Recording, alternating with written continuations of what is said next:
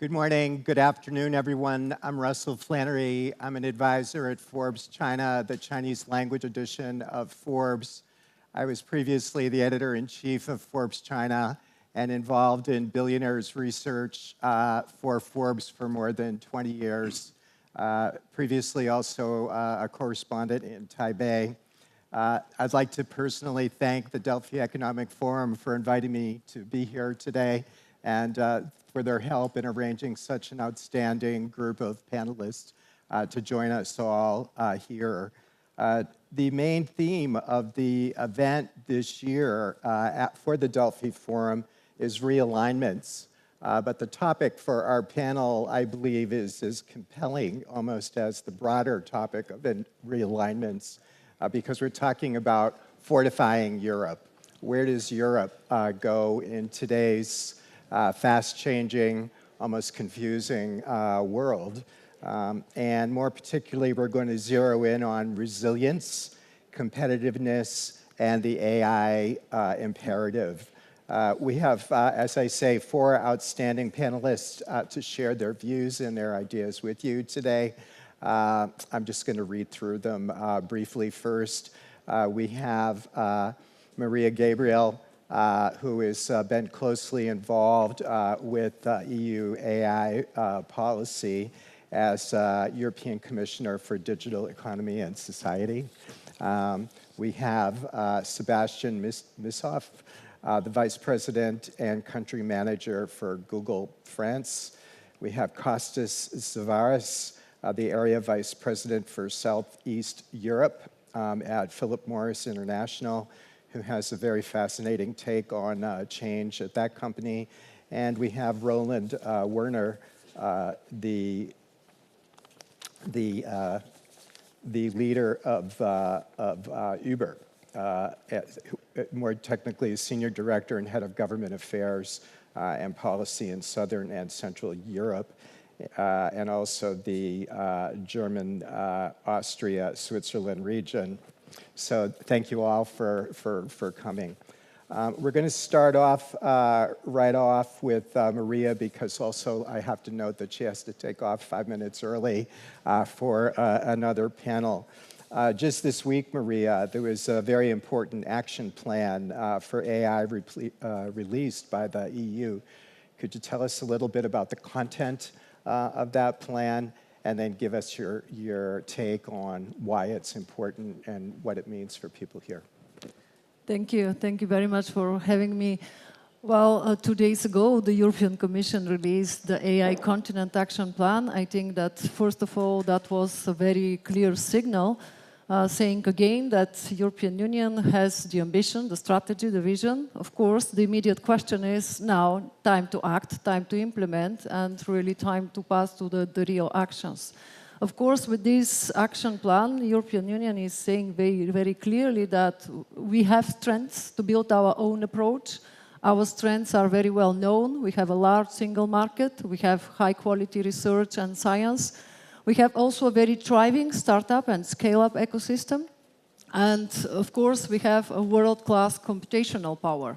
So that's why, building on these strengths, it's important to see how the 5 main dimensions in this plan will be developed. Of course, the first one is to insist on computing infrastructure, because competitiveness without technological infrastructure, it's simply not possible. What we need in Europe is to scale, because we have already Euro HPC, that could be the single entry point for access to data and to computational power. And it's very much welcome that now Europe will build 13 AI factories and 5 gigafactories. Again, the most encouraging thing is that it's not always the case with the European Commission. We are accelerating the pace. By the end of 2025, all the 13 factories will be operational. The question is really to build a network, and I very much would like to see that we'll not discuss only about budget. We need this shift in the mindset. We need to discuss in strategic societal impact and not only on budgetary lines. But this is a clear message for our member states, maybe. The second thing, of course, when we talk about AI, we need data.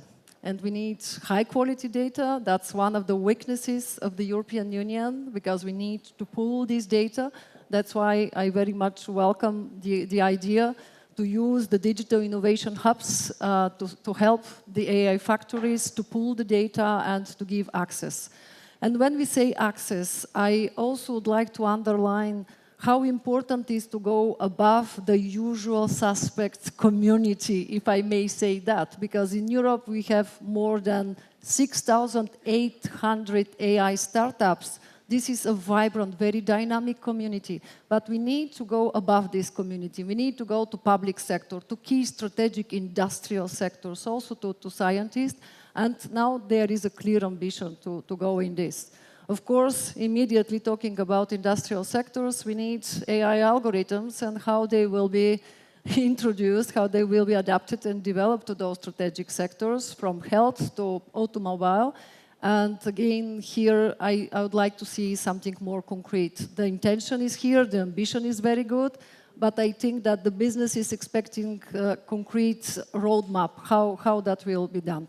Finally, the last 2 points, AI talent, because without talents we can't really achieve all these ambitious goals that we have. Europe needs to be much more ambitious to attract talents from all over the world. With what's happening, actually, we have a real chance. I want really to see something that is much more ambitious. Marie Sklodowska-Curie Actions, it's a great program, but without a budget, without a great ambition, I don't see how we can achieve this.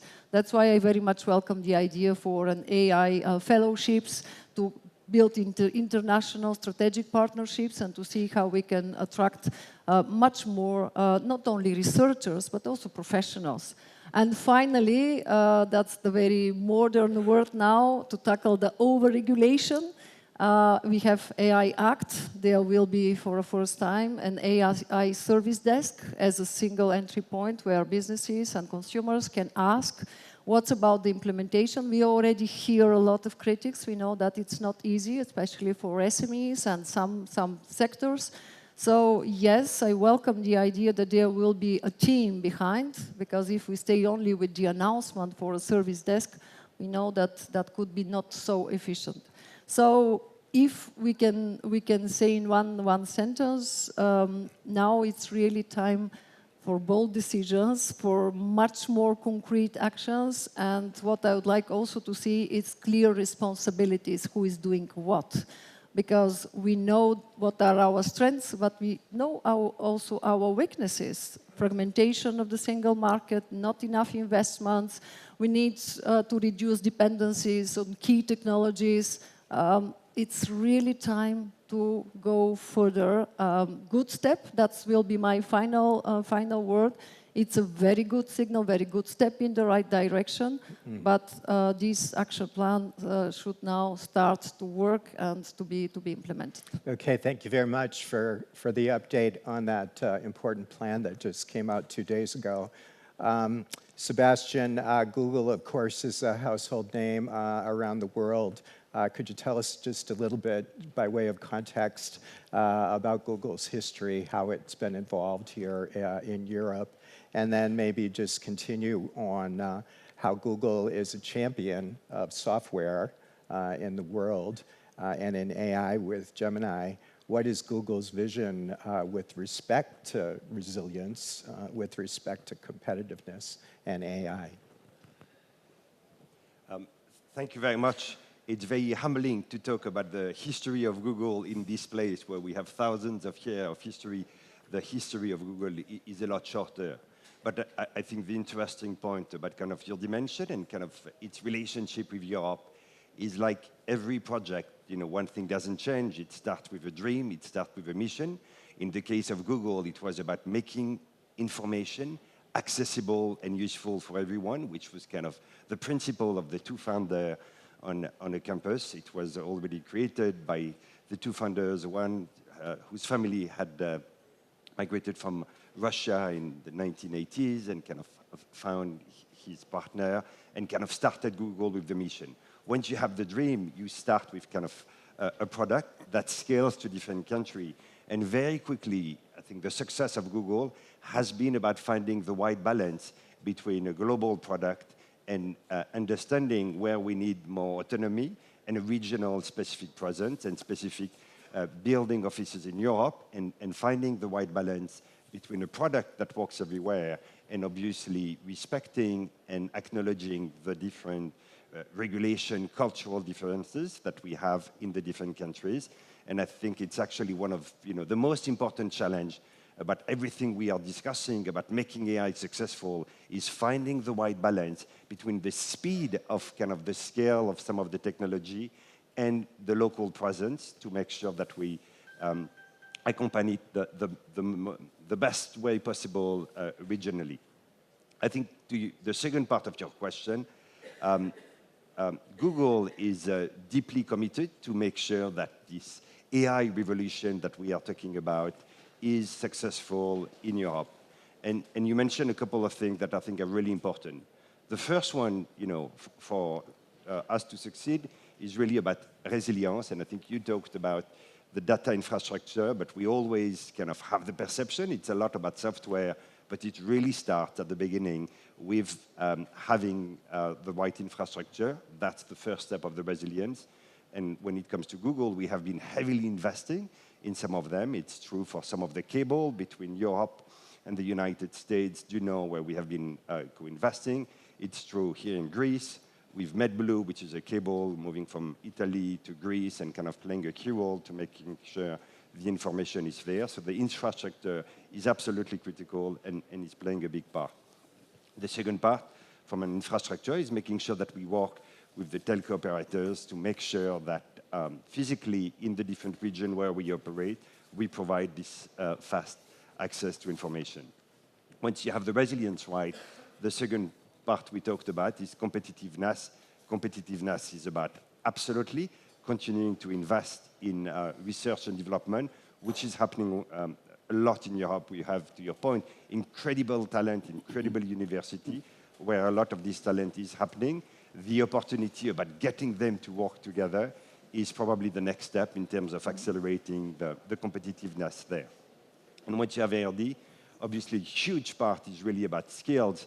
Every time we have a discussion about AI, I don't think there is a danger about AI competing with us human beings, but the real challenging part is making sure we realize that we will compete with people using AI in a better way than we do, and this is the real competitiveness. And on this one, the single most important part is really about building skills. When it comes to Google, we have trained more than 10 million people since 2015 in Europe with a program called Grow with Google, helping with businesses, with certification.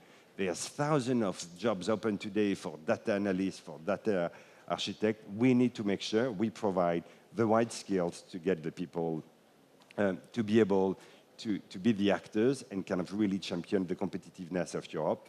And then obviously, as part of the competitiveness, the more we will have, again, to your point, kind of regulation which help us to scale quickly across Europe, the faster we will move. When we have kind of 27 slightly different rules on consentment, on cookies, on this dimension, it slows down kind of the level of scale and the opportunity for Europe. And last but not least, I think the part on regulation is obviously also a critical dimension.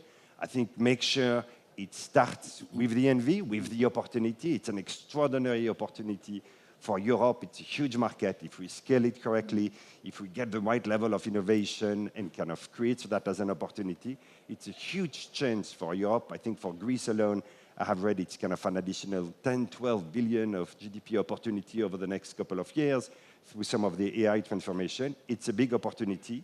And on this one, kind of the more we make sure that create kind of a regulation that start with the problem we are trying to solve, that is risk-based and kind of enable us to scale faster in Europe, the more we will have this opportunity.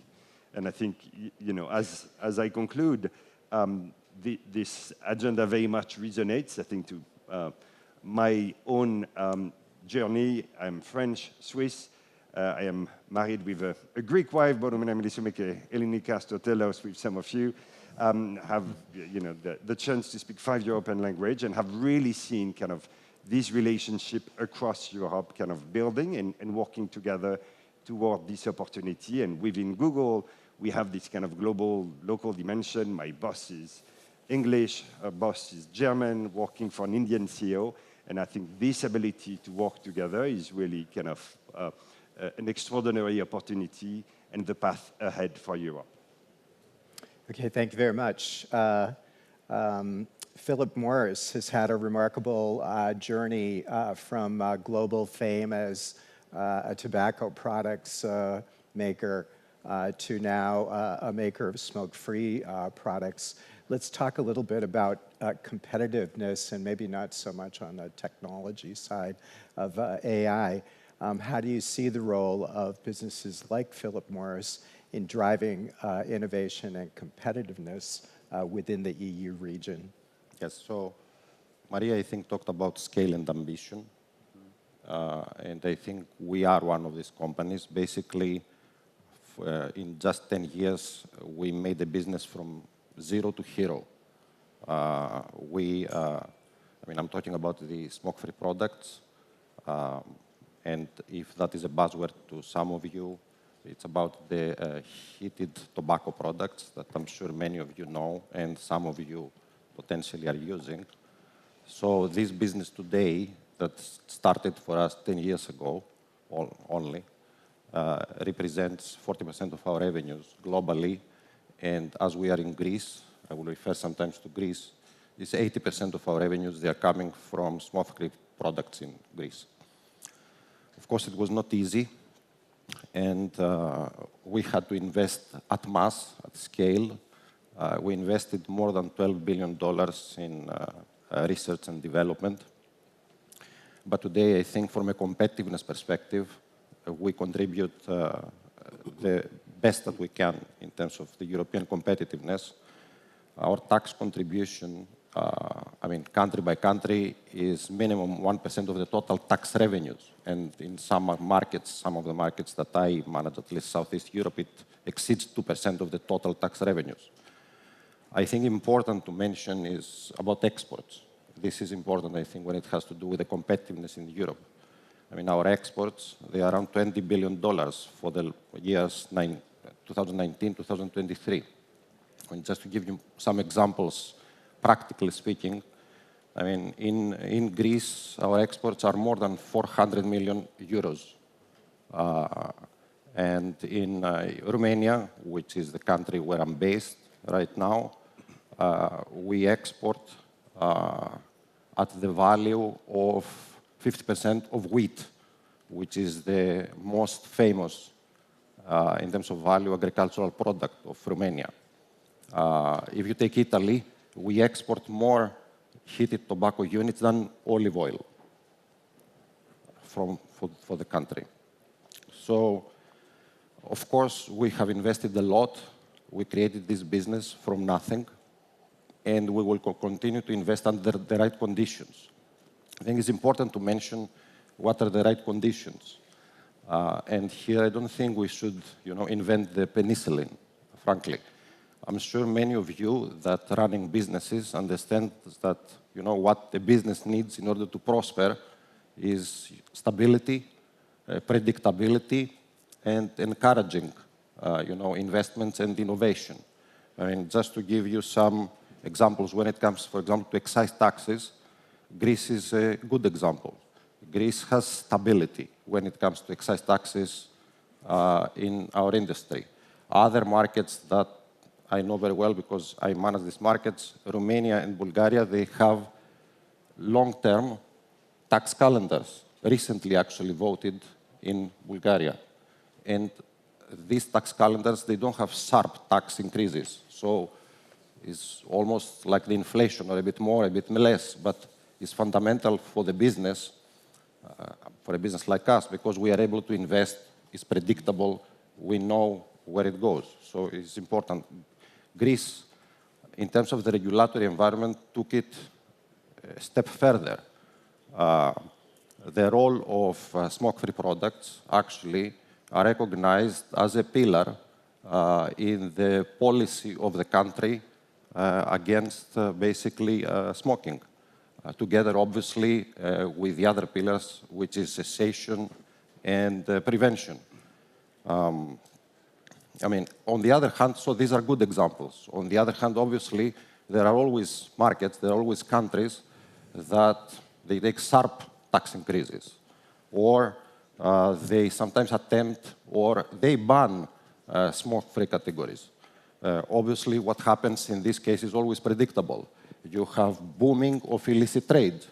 You have declining government revenues. You have obviously no investment, and I think the most important is taking out the possibility from smokers, from adult smokers, to have a choice of a better alternative. So if what are the right conditions basically is urging the European regulators to follow the good examples, just like the ones that I mentioned. I mentioned Greece, I mentioned Bulgaria in terms of predictability and stability. I mentioned Romania. I mean, these are conditions, I think, for us to continue investing and contributing to the competitiveness of Europe. Okay, thank you very much. Follow good examples, good idea. Sounds like good advice. We're also thrilled today to have another household name in tech around the world with us, Uber. I'd like to ask you the same question that I asked Sébastien. Can you set the table a little bit? Can you give us some context about the history of Uber? And then go on to tell us a little bit about Uber's vision with respect to resilience and competitiveness and AI here in the EU. Yeah, first of all, many, many thanks really for giving us the opportunity to talk, to come together here in Delphi. For me personally, I'm very delighted to be here again. I was here once, the first time, when I was a very young boy. And I learned back then already it's the place where you have to ask the question and then you get some answers and then we do better afterwards.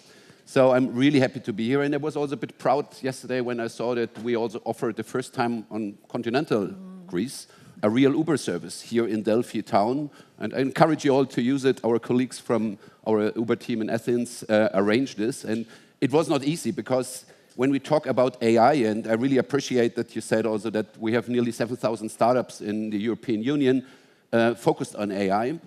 What we want to do it to bring it to thousands, tens of thousands, hundreds of thousands to small and medium enterprises to leverage the opportunities of AI. So what we do is we use AI to increase the safety of our riders and of our drivers. We use AI to increase the sustainability of the mobility that we have, that we enable. And you asked also about our past, and yes, we had a very, let's say, dynamic start when we came to Europe. We as a European company needed also to learn a bit more how to do business in Europe, how to partner with the societies, with the European Union, with the nation states, with the cities, with the society. And I think we came a very long way. For example, now today in Athens, we have many, many thousands of traditional taxi drivers even partnering now with us. And what we would really like to do is enable the opportunities of AI. And then we see sometimes in some nations, let's call about my home country, Germany, rules that sound a bit outdated. So I speak tens of times with the ministry about not introducing again a paper-based exam for drivers, while I would like to talk 100 times about autonomous vehicles. And that's a bit a similar thing that happens in many, many countries. And so, for example, also even in Greece, now there's a lot of dynamic and a lot of reform appetite in politics. But in the past, past governments introduced a rule where cars need to wait 3 hours before they can do a trip. So that means we would have to switch off the AI for 3 hours, and then we can enable it for one trip. And it, I think, shows it's a bit of a radical example, but that's in many, many cases the true reality that we face in all countries in the European Union still. And so while we had to learn our way in how to bring tech, bring innovation in line with the needs, the acceptance of also of our societies, we also can just encourage everyone to really pick the opportunity, open the regulations for these kind of new things that we can do. And today we really use AI in all sectors. I use it daily Our operation colleagues use it daily to increase the efficiency of the mobility that we try to enable with our partners. And that's what we really would like to do European-wide. And especially, that's also why I'm so happy to be here in Greece, we see this huge potential also to partner even more intensely with Greece to unlock additional better mobility options for tourists, to unlock the huge potential there. We do it already on many islands, but we really believe it could be also on the countryside. And so maybe Delphi is a very good example, because in other markets, for example, Portugal, the government was some years ago very reform optimistic. So you all might know how Lisbon was really developing in a hub of innovation European-wide. And they really had the courage to unlock the regulations. And now we serve the whole nation, the whole country. So even if you're up in the north in Portugal, in a small municipality with 5,000 or 10,000 inhabitants, you can order Uber as easy as you can do it in New York City. And that's a bit the vision that we have, to bring this not only to the capitals, not only to the people in the city center, the highly educated, super international people, maybe in Athens or in Berlin or in Amsterdam, but also to the whole country, so to really enable to unlock these potentials for the whole society. Yeah, that's a really good point. There was a speaker earlier today talking about regulation versus innovation and finding the balance between the two. Mariya has to go momentarily. I want to give you one more question before you slip off, because I think it cuts across different industries and different fields. The report that just came out, of course, is very important. Any feeling about gender as a factor in successful AI adoption and learning?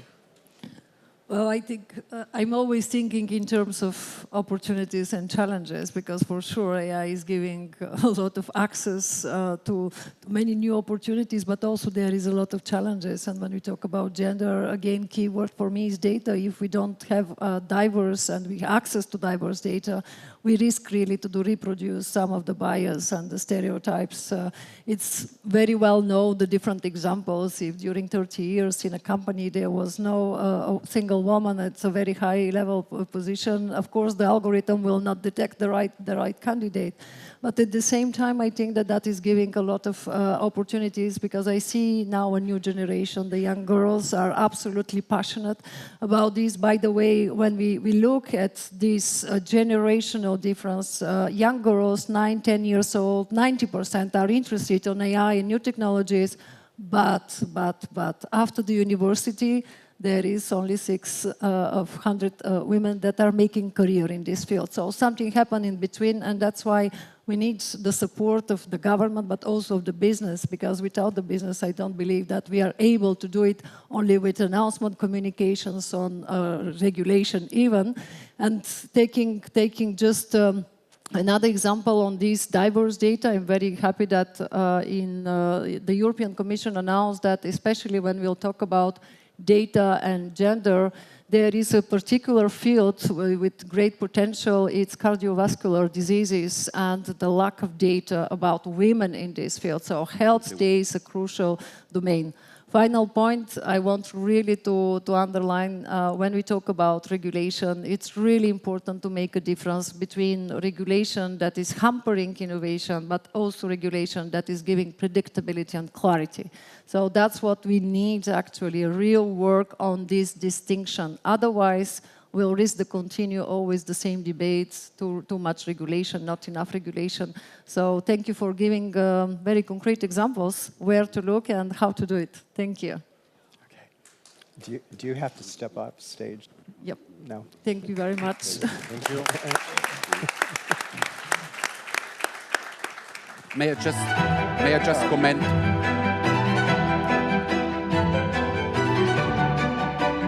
May I just comment one line?